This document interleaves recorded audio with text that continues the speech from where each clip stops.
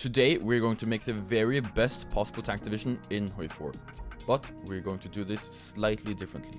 We are going to start from the ground up, and with reason and logical argumentation, we will construct the meta tank division.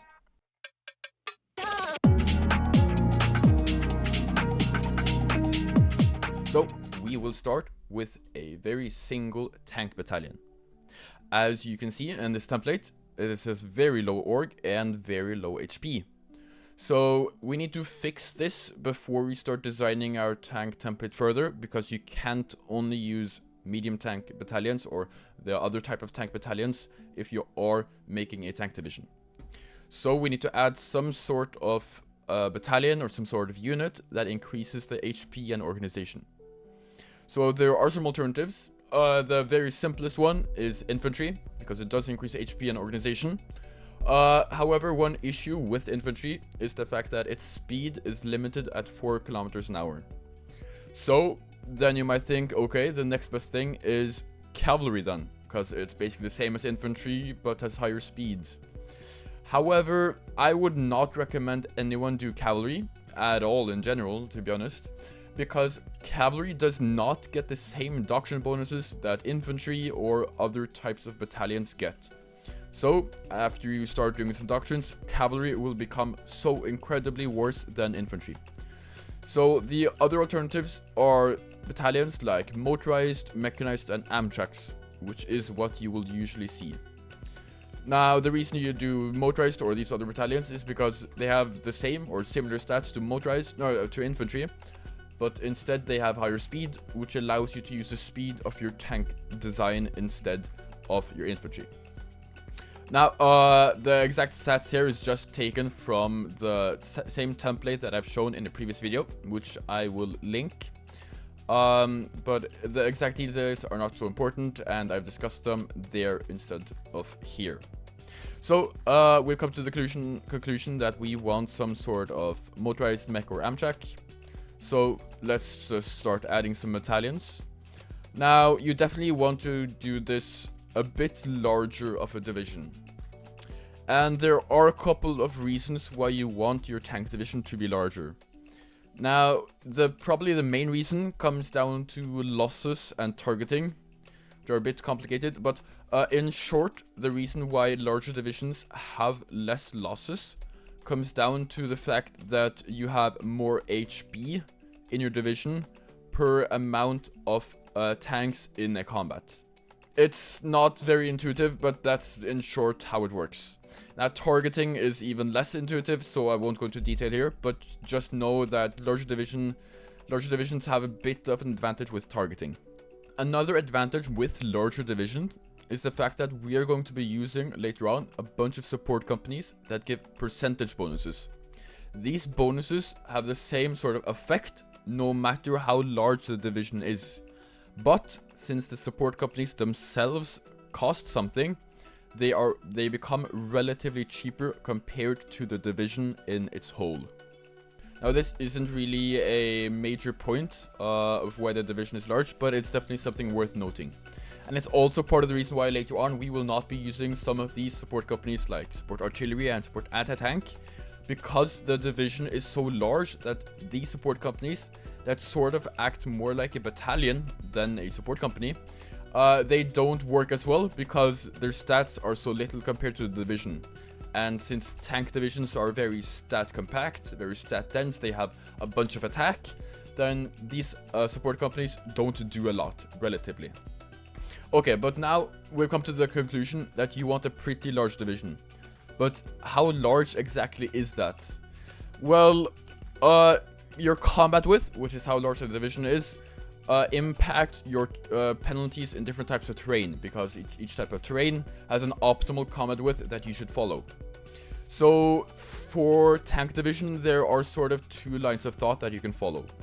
One line of thought is that you can optimize your combat width for example, like plains or like the common types of terrain that are usually considered like plains, desert, and sort of hills, but they have the same combat width. Where you optimize the combat width of your tank to these types of terrain, so you have less penalties here. However, the issue with that is you get slightly worse stats in, for example, forests, which are 30 combat width instead of plains, which are 35. Or like additional, like 35 and 70, or 30 and 60, which are forests. So the sort of the conclusion you come to is that if you do like these larger divisions, if you do like the 36 width, which is optimal for plains, then you have advantage in sort of plains, but you have disadvantage in forests. But usually the reason why people actually do this is because it's sort of better to have a larger division than, for example, having 30 width, where you are slightly better in forests, but you have a smaller division. So actually most people do 36 width for exactly this reason. So that's what we're gonna do here. And usually this looks something like this, where you have 8 motorized and 10 tanks. You can balance this a bit more. You can maybe do 9-9 or even 10-8, which is what you would call it. However, I would definitely say 8-10 is the most common. Now, I know some people think that if you do mobile warfare, like left-right or right-right, I would not recommend doing right-right. You can see my tank doctrine video for that. Then people argue that, oh, then you have extra organization. Maybe you can sacrifice some motorized for extra tanks. However, this does not work for a couple of reasons. This increases your losses by a lot because you have less HP, and the medium tank is a lot more costly than motorized. So you do lose more. Another reason is that, for example, with mobile warfare, you get your organization bonuses, which is basically all the combat bonuses you get in mobile warfare. You get these to your motorized and mechanized, and not to your tanks. Of course, you get some, but it's very, very much smaller number. So actually doing this, you decrease the main advantage of the doctrine, because you are removing the motorized from your template. So generally, would not recommend doing that. 8-10 is perfectly fine. If you are, for example, fighting in North Africa, where there are a ton of mountains, I've seen people do other sort of combat widths, like 30 or 32, because then you can fit more into mountains. It's a bit complicated. I'll make another video on combat width later on, so no need to worry about that. But in general, I would recommend this for the majority of people. 8-10 is the standard here. Now, another thing to notice is also that I made a video on armor memes, so that is definitely something you can do here. Not made the correct armor meme template here, but it looks something like this. If you're doing an armor meme, I've made an entire video explaining what armor memes are, but it would definitely look something like this. Okay, but then let us talk support companies. Now, support companies are a bit interesting because there are 3 must-haves, I would say. The first of these are some type of engineer. Now, of course, normal engineers aren't bad. They are really good for large divisions. But for tanks, we have even better types of engineers. We have assault engineers and armored engineers. Both of these are very good. Assault engineers are slightly more used because they give more attack bonuses. But armored engineer also gives more entrenchment. So, for example, and a bit more defense. So you would probably do armored engineer on, for example, D-Day wall, but assault engineer in most other situations. However, both of these are very good companies. So either of them are really good, but I'm going to do assault engineers because I believe that is what most people use. And you will see here, you get a ton of terrain bonuses, which is very important for tanks. Like plus 20% urban attack is very, very good. Next up, while we're talking about terrain bonuses, we'll add a medium flame tank company. Now, generally you just want flame tank, but since HOI4 devs made mediums the best type of flame tank company, we're doing medium flame tanks.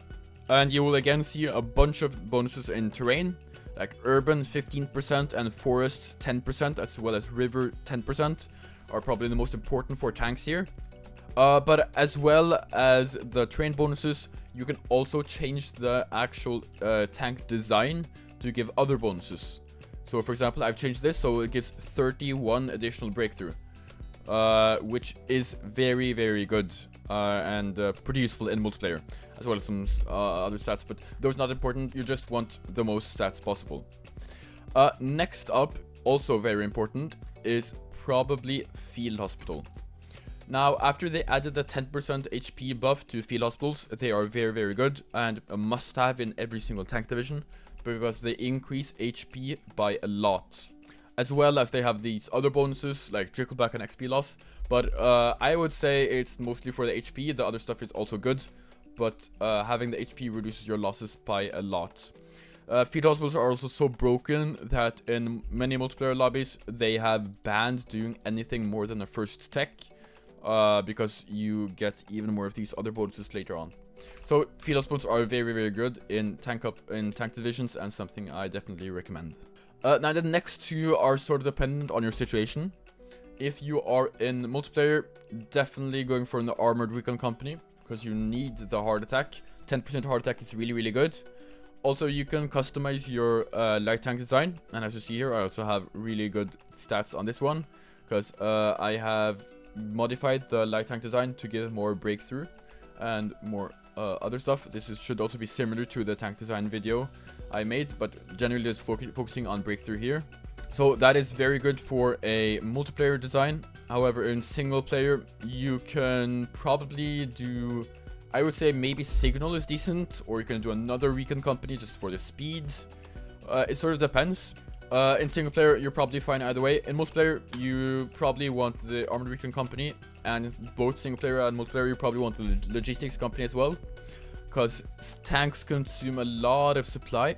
So adding logistics company will save you a ton of hassle with supply. However, I do see some situations where you can drop the logistics company, but I would recommend not doing it. But yeah, it's definitely a maybe one of the must-haves in a tank division is a logistics company. Also, if you're single player, you can maybe even do support anti-air, because as always, support anti-air is probably the best support company of all time. However, in multiplayer, you're probably going to do another form of anti-air because of the fact that you want these other support companies instead. So in multiplayer, what you're probably going to see is that people do something like this, where they do motorized anti-air instead. This is because you do need the anti-air for cast and stuff, but you don't have any support company slots for it. So they usually do motorized anti-air. However, after the recent buffs of SPAA, I would actually say that SPAA isn't too bad either, because it also increases the hardness and such. So that is usually the alternative for anti-air that most people use in multiplayer. Now let's do the final important discussion, is about Motorized versus Mechanized versus Amtracks. So let's just have this division here for now. Now you will start with Motorized because that's what you start with usually. That's the tech you have first.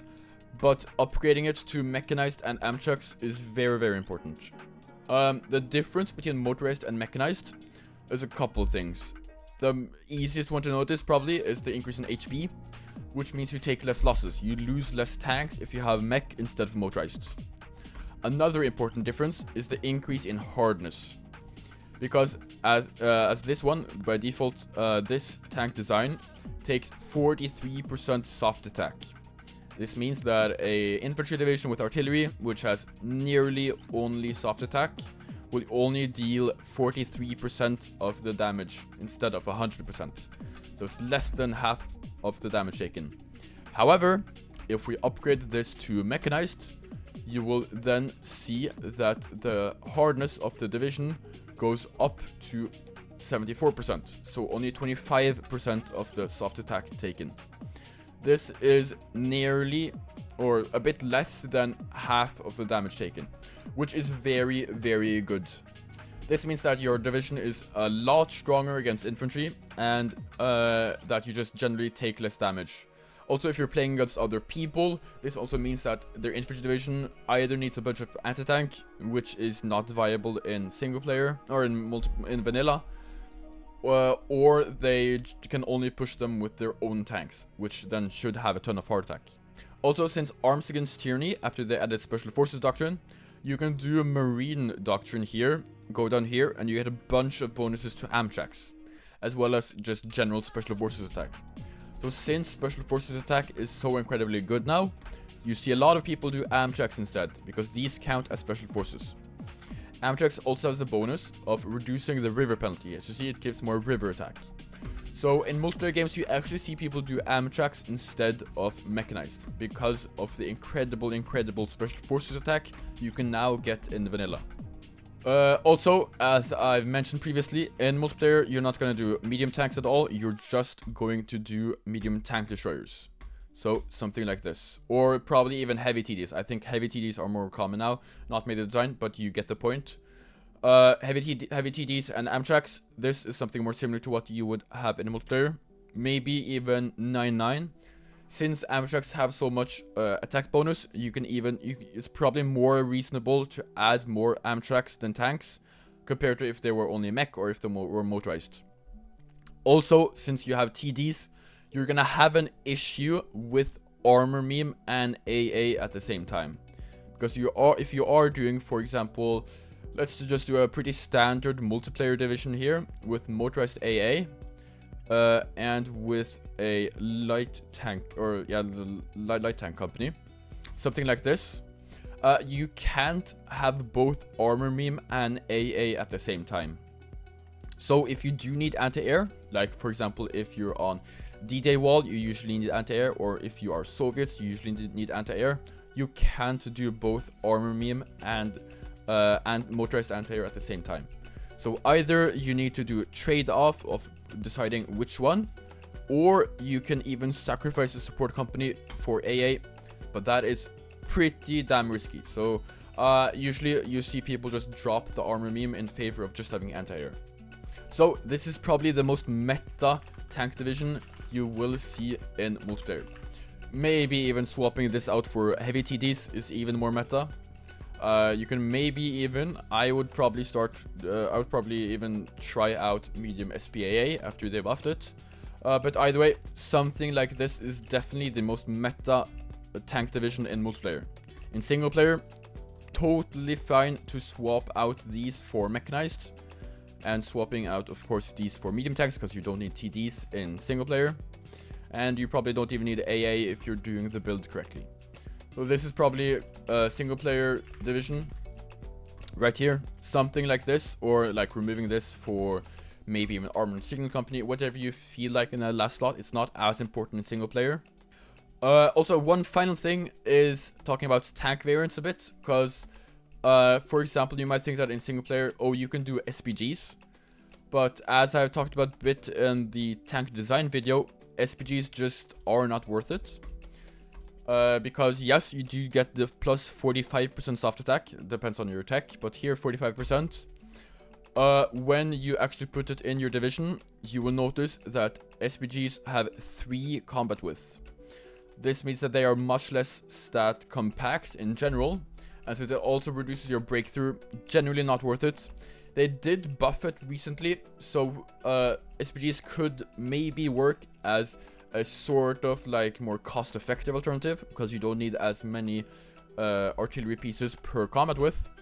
Generally, still not something I would recommend, and just sticking with medium tanks is much simpler, because if you want to do SPGs, you're gonna have to like replace some of these tanks with SPGs, and then you have 2 different production lines. It's more micro, and for a single player person, I would say that a single type of tank battalion is probably the easiest. If you want your division to become better, then the armor meme is a much better idea because of the increase in armor than SPGs would ever be. So this is probably something more of like a single player meta division.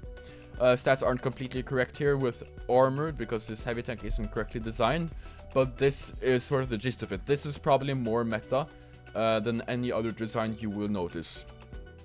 One final detail: do not at any situation do motorized artillery here.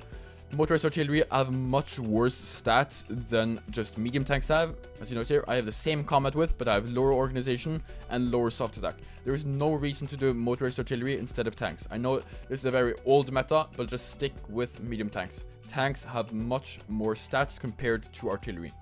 So just do tanks in your tank division, don't mix in other stuff. Motorized AA could definitely be fine, but yeah, that's generally just the point. If you want to discuss this even more, you can join my Discord server, which I have linked in the description. Otherwise, thanks for watching, and I will start making more videos soon.